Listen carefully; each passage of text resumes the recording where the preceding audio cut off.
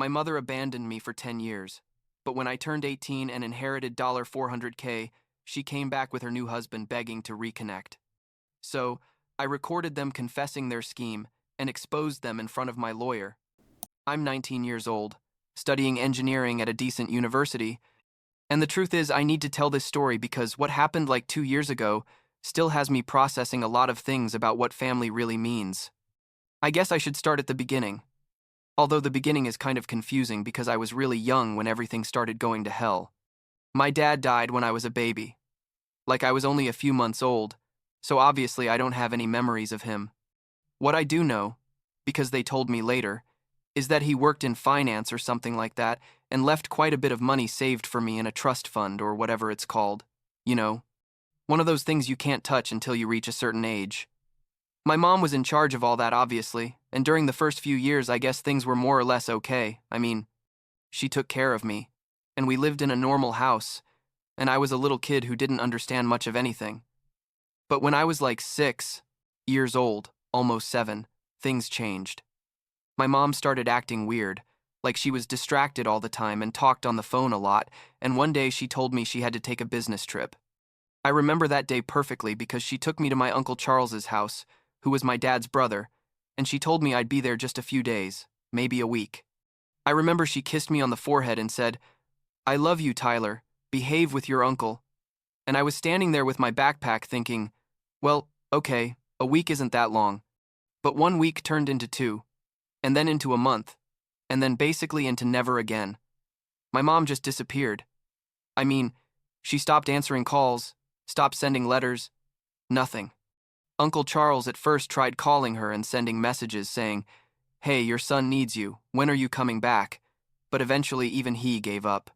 And I was left there, living with a guy who basically didn't want me and who probably hated having me in his house. Uncle Charles was never cruel in a physical way. You know what I mean?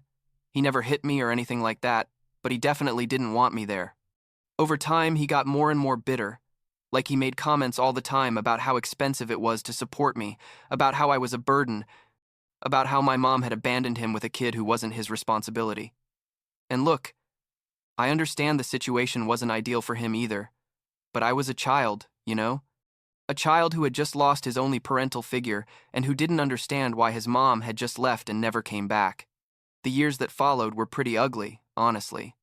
Uncle Charles gave me the basics: food and shelter and clothes when I needed them, but zero affection, zero interest in my life, zero nothing. I basically learned to be invisible in that house.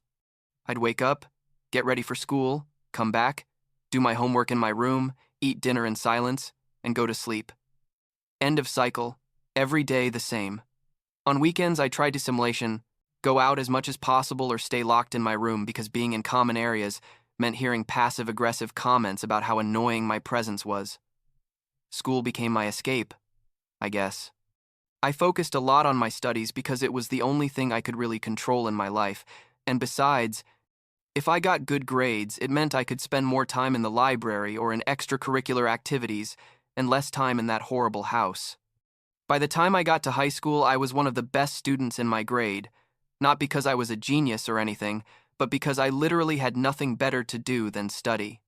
While other kids went out with their families on weekends or watched movies with their dads, I was doing math equations or reading books for literature class. Everything changed when I was like 14 and met Natalie. We got paired together for a science class project. One of those group things I normally hate because it means having to go to someone's house and pretend I have a normal life. But with Natalie, it was different from the start. She was super friendly and genuine, not in that fake way people sometimes are. And when I told her I preferred to work in the library instead of at someone's house because my family situation was complicated, she didn't ask me a million questions or anything, just said, "Okay, no problem." But after a few weeks working on the project, Natalie invited me to her house to finish it, and I honestly didn't want to go because I was terrified of the idea of seeing what a normal family was like and feeling even more miserable. But she insisted so much that I eventually said yes. And when I got to her house, it was like entering another universe. Her family was warm and welcoming, like her mom made us snacks without anyone asking. Her dad asked about the project and seemed genuinely interested, and she had two younger brothers who were noisy but in a good way. It felt like those families you see in movies, you know? And I realized how much I had been missing my whole life. Natalie and I became best friends after that, and her family basically adopted me unofficially. I started spending more and more time there. First, just when we did homework together, but then on weekends, and then even sometimes I'd stay for dinner. Natalie's mom, who insisted I call her Linda instead of Mrs., never made me feel like a burden or an uncomfortable guest. She treated me like I was another one of her kids, like she served me food without asking, scolded me affectionately if I forgot to help set the table, asked me about school, and really listened to the answers. It was everything Uncle Charles wasn't, basically. Mr. Cooper, Natalie's dad, was a lawyer, and I think eventually Natalie told him something about my situation, because one day he sat me down and talked very directly to me about my legal rights and about the money my dad had left for me. He explained that when I turned 18, I would have access to that trust fund and that nobody, not my mom or Uncle Charles or anyone, could touch it. Honestly, until that moment, I hadn't thought much about the money. Like, I knew it existed in an abstract way, but I had never really cared because I had more immediate problems. You know what I mean? But Mr. Cooper said something that stuck with me. He said, "That money is your future, Tyler. Your dad worked to leave it for you, and it's the only thing nobody can take away from you." And I could only nod while trying not to cry because nobody had ever talked to me about my dad that way, with so much respect.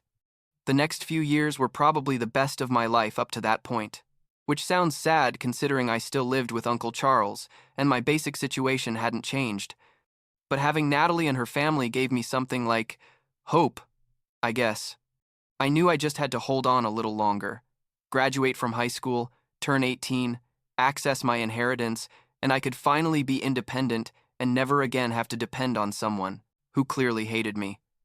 But then, when I was 17, like 4 months before turning 18, something completely unexpected happened. I came to Uncle Charles's house after school one normal Tuesday, and there was a woman in the living room.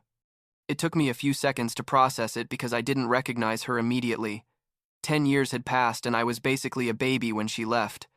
But something about the way she looked at me clicked in my brain. It was my mom. She was just sitting there on Uncle Charles's couch like it was nothing, drinking coffee and smiling at me with a smile that didn't reach her eyes. She said, "Hi, Tyler, you've grown so much," and I just stood there at the entrance, not knowing what to do. Part of me wanted to yell at her, ask her where the hell she had been for 10 years, why she had abandoned me. But another deeper and more hurt part just wanted to run and hug her and tell her I had missed her, because despite everything she was still my mom, you know? Uncle Charles was there too, uncomfortable and clearly upset, and finally he said, "Your mother wants to talk to you. I'll be in my room," and he left us alone. My mom started with this elaborate story about how she had had to leave to work abroad, that it had been for our economic well-being, that she had always thought about me, and that it had broken her heart to have to be away, but that she had had no choice. And she introduced this guy, Gregory, who was waiting in the car apparently, as her husband. She said that now they were settled, and they wanted to reconnect with me, that they wanted to be a family again. Everything sounded very rehearsed, very perfect, and I was so emotionally confused that I basically just nodded and said things like, "Oh, okay, I understand," even though I didn't really understand anything. After that first visit, my mom and Gregory started showing up more often. They bought me a new phone. Expensive. Clothes. A top-of-the-line laptop. They invited me to eat at fancy restaurants. Gregory was super friendly, like too friendly, always making jokes and asking me about my plans for college and telling me he could help me with contacts and opportunities. My mom acted like the perfect mother, asking me about my day, telling me how proud she was of my grades, acting like the last 10 years hadn't existed. And honestly, part of me wanted to believe it. I wanted to believe that she really cared, that she really regretted abandoning me, that she really wanted a relationship with me. But there was something that didn't add up. Something in the way Gregory always steered conversations toward money, toward the college I wanted, toward my financial plans. It was never direct, always like casual, like, "Oh, so when you have access to your fund, what are you going to do?" Or, "Have you thought about investments? Because I have some contacts who could help you grow that money, you know." I told Natalie. Everything, obviously, and she from the beginning said something smelled wrong. Her family was also super skeptical, especially Mr. Cooper, who as a lawyer had seen this kind of situation before. He told me, "Tyler, I know she's your mom, and you want to have a relationship with her, but please be careful. There are a lot of people who show up when there's money involved," and I told him yes, that I would be careful. But honestly, I still had hope that he was wrong. Everything collapsed like 3 weeks before my 18th birthday.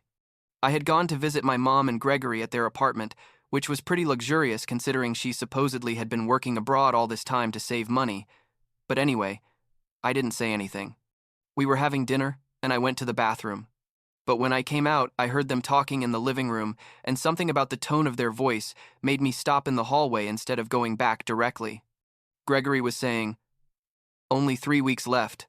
After that, we're going to have to hurry before he spends it on stupid things, or someone else puts ideas in his head." And my mom responded, I know. I've already been laying the groundwork. Trust me."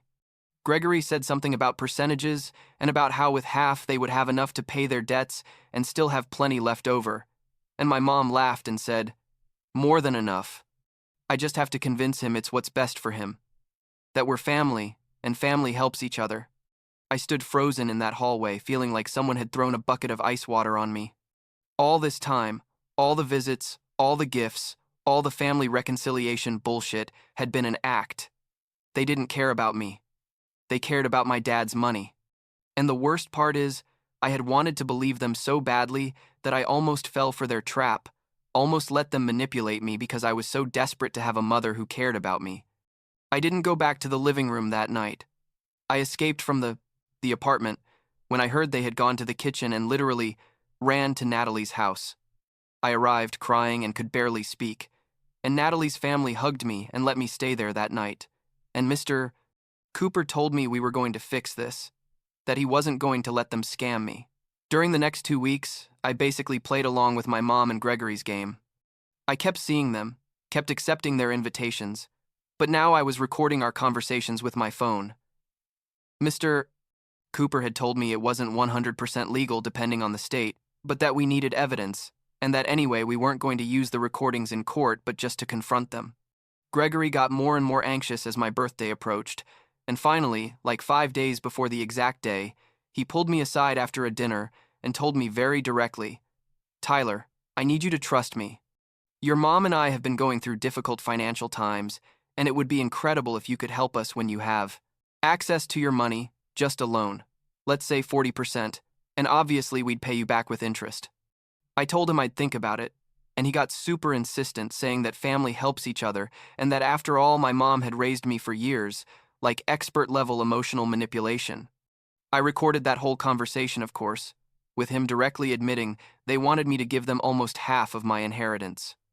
3 days later, I organized a meeting with them at a neutral cafe, and I told them I wanted to talk about my future and about how they could help me.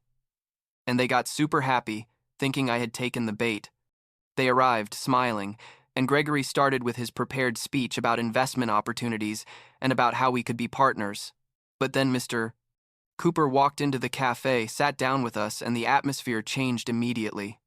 My mom went pale, and Gregory tried to act casual, like, "Oh, what a surprise. I didn't know we'd have company," but I said very calmly, "Mr. Cooper is my lawyer, and I wanted him to be present for this conversation." I took out my phone, put the recordings on the table, and said, "So we can talk about this, about how you plan to convince me to give you my money, or we can talk about how it really feels when your mother abandons you for 10 years and only comes back when there's something to gain." My mom started crying immediately, like that dramatic crying that probably worked with others, but that only made me feel angry.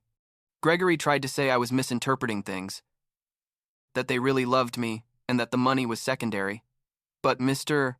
Cooper just put his hand on the table and said very seriously, "You have 2 options. You leave right now and don't contact Tyler again. Or we present these recordings along with documentation of child abandonment to a judge, and we fight this legally, and believe me, you're not going to win." Gregory gave up first, basically admitted that yes, they had big debts and they had thought I would be an easy solution. He said, "It had been my mom's idea to look for me." that she had seen on Facebook that I was about to turn 18 and remembered about the trust fund. My mom kept crying and saying she was sorry, that she really wanted to reconnect with me, but that they also needed the money, as if that made it less horrible. I told them to leave and that I didn't want to see them again. My mom tried to hug me before leaving, but I simply moved away, and she finally got the message. I watched them leave the cafe and felt this weird mix of relief and sadness, because on one hand, I had saved myself from being scammed, but on the other hand, I had just lost my mom for the second time, although this time it was my decision. I turned 18 3 days later, and Natalie's family threw me a small party at their house. I accessed my inheritance, which turned out to be quite a bit more than I thought, because my dad had invested well, and the money had grown during all those years. I was able to pay for college, completely without worries. I was able to move into my own apartment. I was able to finally be truly independent. Uncle Charles didn't say much when I moved out, just like, finally, and packed my things himself, probably celebrating internally. I haven't spoken to him since then, and honestly, that's fine. Zero resentment on my part, but also zero interest in maintaining contact. My mom tried to contact me a couple times after that, messages like, "Tyler, please, can we talk? I made mistakes, but I'm still your mother." But I never responded. I blocked her number eventually because I didn't see the point in keeping that door open. Gregory disappeared completely. I guess when he realized he wasn't going to get anything from me, he lost all interest in the family situation. Now I'm 19. I'm in my second year of engineering. I live in a small but comfortable apartment near campus, and Natalie and her family are still my real family. I have dinner with them every Sunday. I spend holidays with them. Natalie's younger brothers call me Big Brother, and Linda and Mr. Cooper signed as guarantors when I needed certain documents for college. I learned that family doesn't have to do with blood or who gave birth to you. It has to do with who's there when things get tough, who defends you when someone tries to take advantage of you, who makes you feel like you matter. Sometimes I think about my dad, about the man I never met, but who worked hard enough to make sure I had a future, even after he wasn't around. And I think about how he'd probably be proud that I didn't let myself be manipulated, that I used the money he left to build something good instead of giving it away to people who only wanted to use me. I don't know if I did everything right in this situation. Sometimes I still wonder if I should have given my mom one more chance. But then I remember the recordings. I remember how they planned everything, and I know I made the right decision. Last week I saw my mom by chance at the supermarket. She saw me too and froze, and I just nodded like neutral acknowledgement and kept walking. I didn't feel anything particularly strong, not rage or sadness, just like, oh, there's the person who gave birth to me. And that's okay, I guess. Not all endings are happy or have dramatic reconciliations. Sometimes you just move forward with the people who really care about you and leave behind those who proved they never did.